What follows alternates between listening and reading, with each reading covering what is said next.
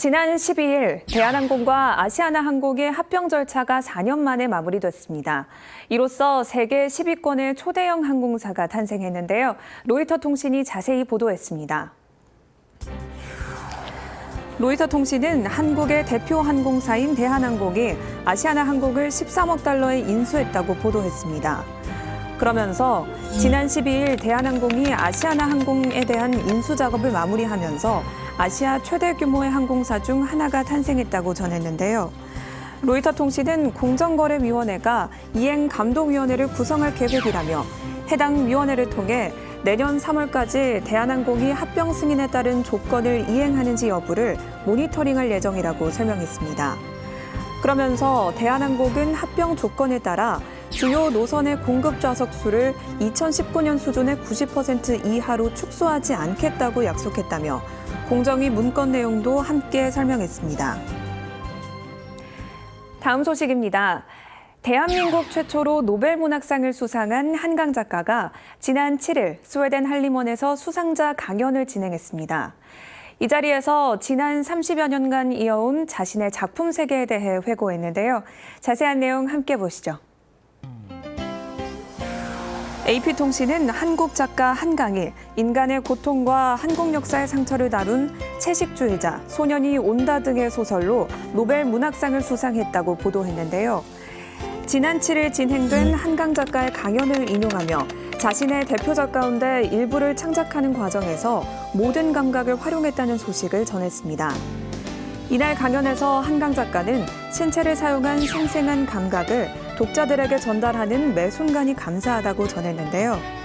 한강 작가는 이를 시로 연결됐다고 표현하며 그 시를 통해 자신과 연결됐던 모든 분께 그리고 앞으로 연결될 모든 분께 깊은 감사를 표하고 싶다고 언급했습니다.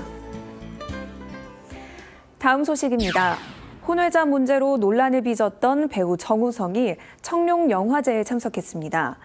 배우 정우성은 수상소감 대신 혼외자 문제에 대해 사과했습니다. 사우스차이나 모닝포스트는 한국의 유명 배우 정우성이 혼외자 문제에 대해 사과했다고 전하며 이로 인해 한국에서는 한부모 가족에 대한 논쟁이 벌어지고 있다고 보도했습니다. 그러면서 한국 영화 산업에서 가장 권위 있는 청룡영화제에 배우 정우성이 참석했다며 이 자리에서 배우 정우성이 혼외자 논란에 대해 사과했다고 설명했습니다. 이와 관련해 사우스차이나 모닝포스트는 배우 정우성의 사과로 한부모 가정에 대한 논쟁이 불거졌다고 전하며 한부모 가정 옹호자들의 입장을 설명했는데요. 이들은 이번 논란에 대해 전통적이지 않은 가족을 계속해서 소외시키는 문화적 낙인과 체계적 불평등을 반영한다는 사실을 지적하고 있다고 전했습니다. 그러면서 한국통계청 조사에 따르면 혼외자를 용인할 수 있다고 응답한 사람은 37%로 2012년 이후 15% 증가했다고 덧붙였습니다. 마지막 소식입니다. 최근 밤거리를 지나다 보면 문이 닫힌 식당과 술집들을 심심치 않게 볼 수 있습니다. 예전에는 늦은 시각까지도 북적이던 가게들이 왜 이렇게 변한 걸까요? 자세히 살펴보시죠.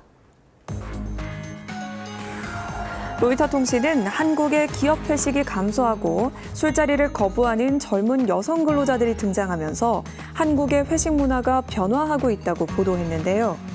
요즘 한국에서 흔히 볼 수 있는 모습인 반쯤 비어있는 술집과 바 등은 한국의 술 문화가 급격히 바뀌고 있다는 것을 보여주고 있다고 설명했습니다.